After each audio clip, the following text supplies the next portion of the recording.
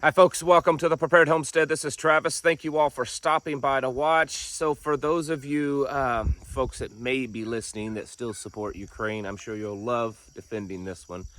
Ukraine has a new spokesperson for their military.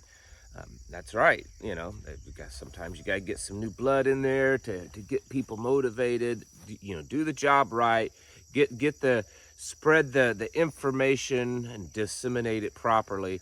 It's an American. I know that shouldn't be too shocking, but it's not just an American, it's a dude dressed up as a girl American. Yeah, transgender American, male. This person's basically a social media influencer. This person has joined the Ukrainian forces and has made lots of videos over the past year of them fighting. I'm not going to stand here and say it's all fake, but there's definitely some of it that looks fake. But anyways, it's a dude. It's a dude dressed as a woman. I'm sure that's just giving Putin and the Russian leadership, you know, the more fuel that they need to keep the Russian people supporting this. Because, I mean, this is exactly one of the things that Russia and China and all of their friends have been saying why, you know, the West is rotten, it's bad. And there's an example. Also, there's been this coup, and I know I'm days late on this, but in Niger, a lot of things going on. I don't plan on getting into that so much, but I could be totally off on this. I hope I am completely off on this, but it almost has this, I don't know, almost has a feeling of like Mogadishu being set up. Several countries have evacuated because of the level of violence and the coup and all that kind of stuff, have evacuated their people out of country. The United States have evacuated, I guess, all the Americans out except for the Marines at the embassy. So the Marines at the U.S. Embassy, they're going to stay there. They're going to stay there and hold their position while everyone else gets evacuated. And I hope and I pray that I'm not correct on this one, but just at least the images that I've seen, the things that I've read, it's quite crazy there. And it's just, I don't know. I hope and pray we don't see another Mogadishu. But anyways, so that's happening. Russia and Ukraine, as I said earlier in the week, they seem to be in this drone war against each other. I mean, there's obviously lots of other things going on and tactically with the war, but they're involved in this drone war because they're so effective.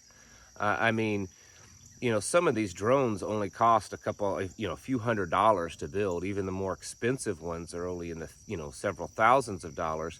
And a drone that may cost $10,000 can take out a tank that costs tens of millions of dollars. I mean, it's a really cost-effective way to conduct warfare. And you also don't risk, there's not a lot of risk for your soldiers doing this. So it's become a very effective mechanism in this war. Russia has been striking targets deep inside Ukraine, central Ukraine, Kiev, and places along the port cities. And then, of course, Ukraine has been striking inside of Russia, deep into Russia, into Moscow. Russia has said this before, and I'm not a Russian sympathizer, but I have to agree with this, that it would be most likely that the United States forces are somehow assisting Ukraine with this, because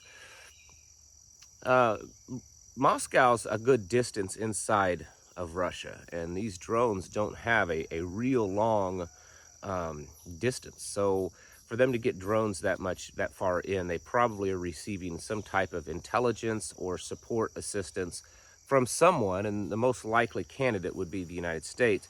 And if that could ever be proven that the United States is directly assisting Ukraine in launching drones upon Moscow, that could be a big deal. But as of yet, I've not seen any proof of that. It does appear that the battle lines are being drawn more distinctly. BRICS has been meeting. There are a whole list. I can't remember the exact number. It's like 20 some or whatever, countries that have officially applied to join BRICS, the BRICS economic group. One of them I noticed, because this had been rumored for the last few months, but one of them that have officially applied is Mexico. And remember, Mexico, that's the people just to the south of us. They are now our largest trading partner. No longer China is our largest, but Mexico is our largest trading partner. And of course, that's where everyone that's just flooding into this country illegally, well, at least a big bulk of them are coming through Mexico. And so Mexico is, and I said this like a year or so ago, Mexico is aligning itself with China and Russia. Very interesting. It's most of the world. If you are listening still at all to mainstream news, you're probably being told somehow, some way, that the whole world has stood up and is fighting against Russia. The whole world wants this stopped. The whole world is defending against the evilness of Russia and China, and that's just not true.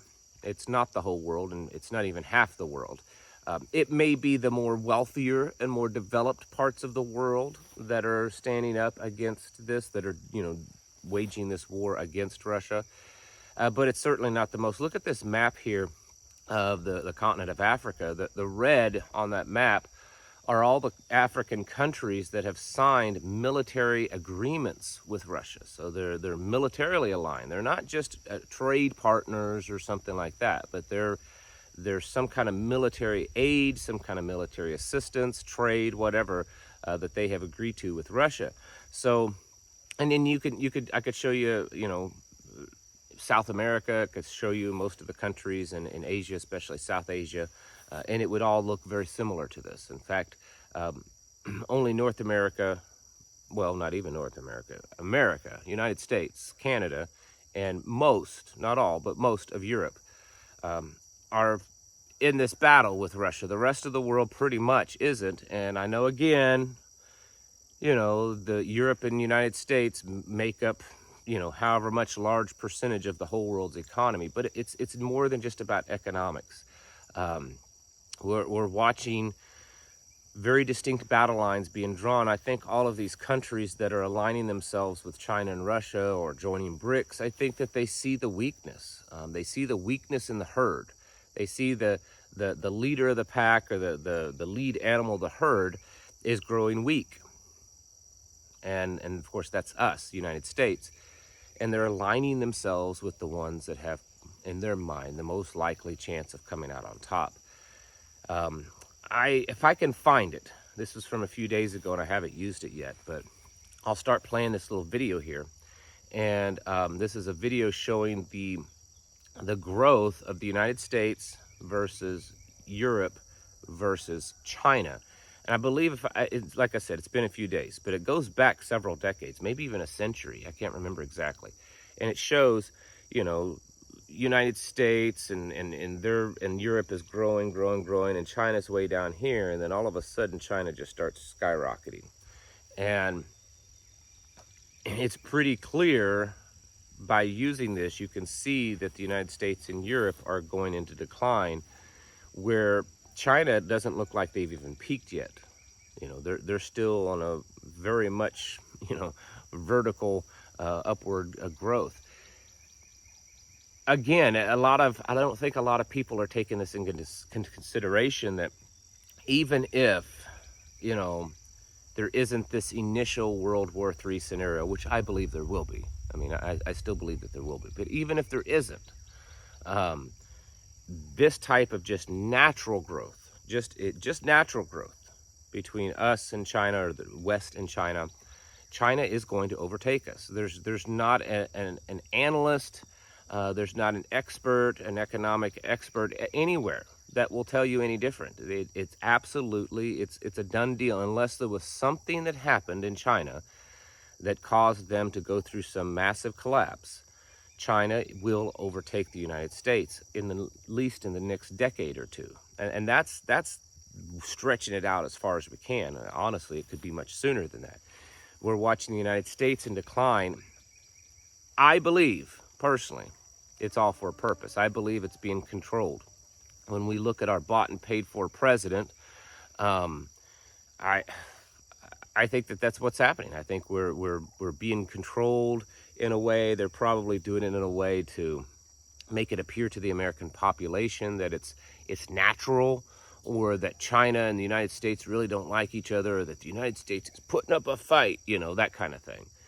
But it's happening, and I believe it's being done for a purpose and controlled by both sides working together.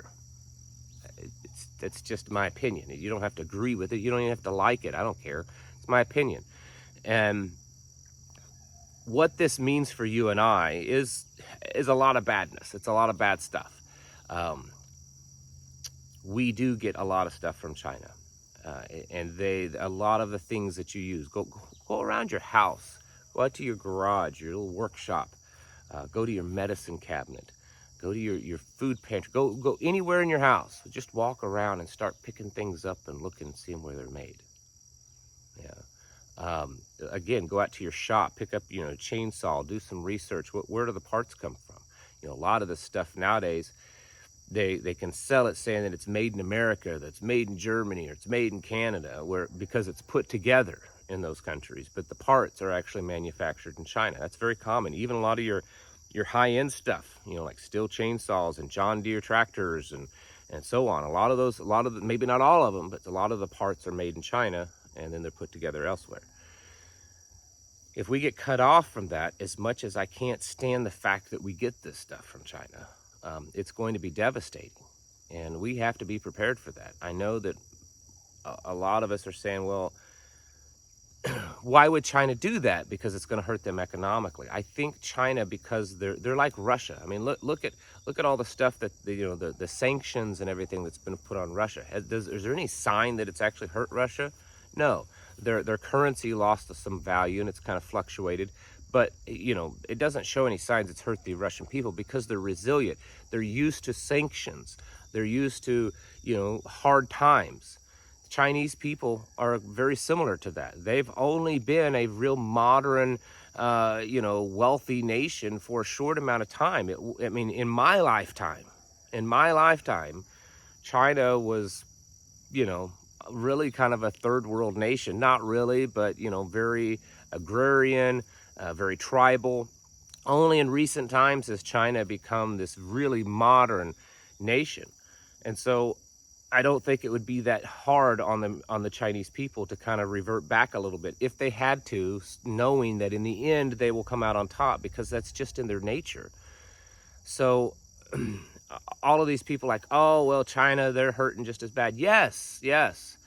But I think that they're more resilient. It's just in their culture. It's just in their culture. They think long term. They plan long term. With the Westerners, we don't as much. So we are facing a massive challenge of a world power and a power that wants to be the world power. And the world power isn't really doing anything to retain its place. And because of that, I think the United States we're going to be going downhill a lot faster than we think. Militarily, none of the branches of service can get any recruits except the Marines. And I was reading stuff with the Marines. The majority of the Marine recruits, nothing against this, are women.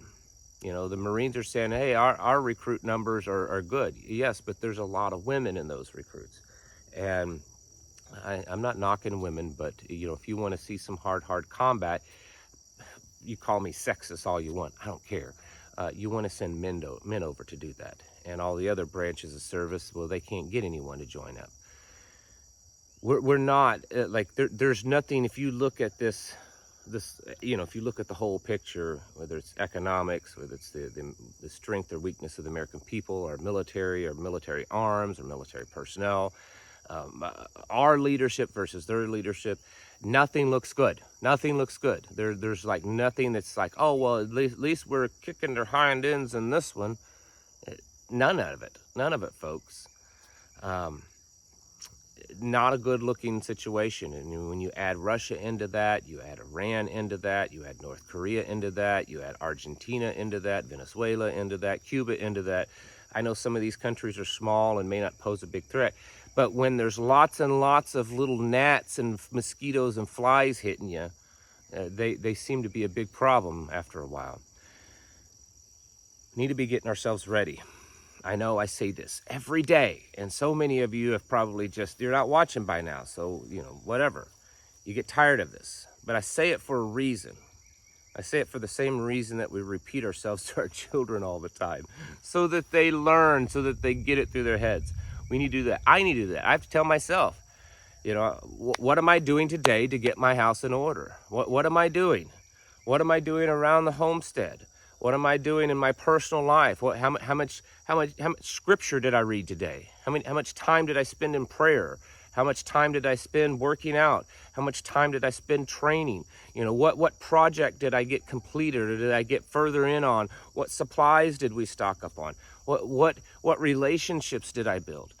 That's me on a daily basis. And so I'm trying to encourage you to do the same thing, because we have to be getting our houses in order. We have to be taking this serious. There's too many things. I've only mentioned the Russia and China and just barely scratched the surface of that one. We're not even talking about all the other, 36 things that's going on in the world at once that could cause a collapse. You need to be getting serious, getting ready, and getting your houses in order, folks. It's getting to that time, like serious time, and don't become complacent. Don't allow yourself to kind of relax and let your guard down. Now's not that time. Maybe at a later time we can, but certainly now is not that time. Folks, thank you all for watching, and I'll catch you in the next video.